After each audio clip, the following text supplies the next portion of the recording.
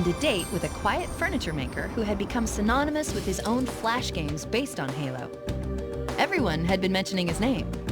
Bowl. Bowl. Go visit Bowl. Bowl?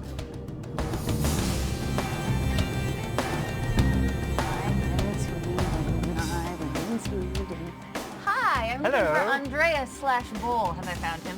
Yeah, that's me. Cool. You're still living at your parents' house? Yeah. Bol is such an unassuming guy. He seems to think his games aren't worth much. But the fans talk about him and his simple but addictive games with reverence. Maybe that's because he's mastered the important questions like, how many grenades does it take to flip a warthog? Warthog launch. Yes, this is also inspired from the movie Warthog Jump by Ronald Glass.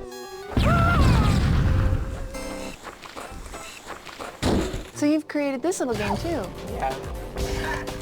Ooh, I stink at this. You stink at your own game? You know who I am and you haven't said anything? Of course.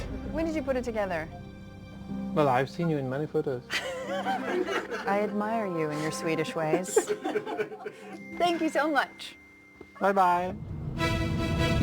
We're visiting, true fanatics about this game, Halo. They're all so different from each other. That's really what we're finding in this journey. They aren't just players. They're artists and game makers who give each other recognition online. Inspired by the game, they spend hours to bring the world of Halo to life, from the vehicles to the gear. I'd heard about one that could hook me up with some Mjolnir armor. Hi. Are you Colin? Yes, I am. Hi, Colin. I'm Jen from Bungie. I believe we've met before, actually. Have we met before? Very briefly at the Bungie Fan Fest at E3 2003. Do you remember the guy who was dressed up like one of the Halo Marines with a big assault rifle? Was that you? That was me. It was the one event I'd ever attended. And who could forget that gear? This is my father's studio. This is where you've built your armor. This feels fantastic in my hands. Like I said, this is just a prototype, so we've discarded this one. This was also a prototype, and we are actually currently in the process of rebuilding it. The Velcro secures here and here. This is our final version of the helmet. I have made a transition from Cortana to Master Chief. Colin, I'm steaming up this helmet in here. I think I'm going to pass out. All right. Carla, This is my father. Hi. We how have do you do? built the armor together. Nice to meet you. So what do you think of your son's obsession with Halo, and how lovely that you joined him in building this? It's certainly worth doing because he's worth doing it with. My best friend. I love my dad. Some fans are regular guys who build alien hardware.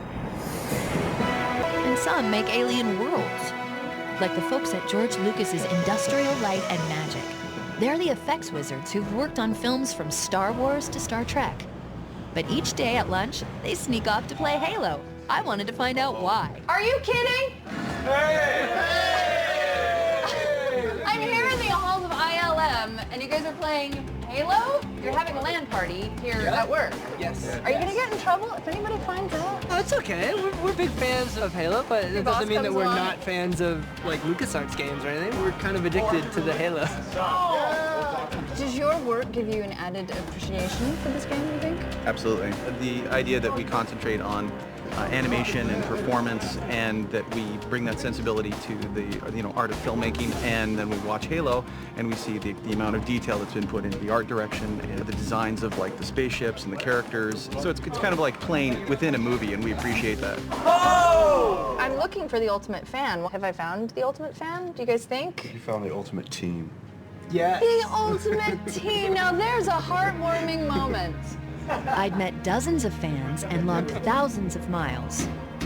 But in lots of ways, I'd only scratched the surface. I had time for one more stop. I'm in Dublin. Someone had told me the bare naked ladies were big Halo buffs, and I discovered they were on tour in Dublin, Ireland. Hey, I'm looking for Ed from the Bare Naked That's Ladies. me.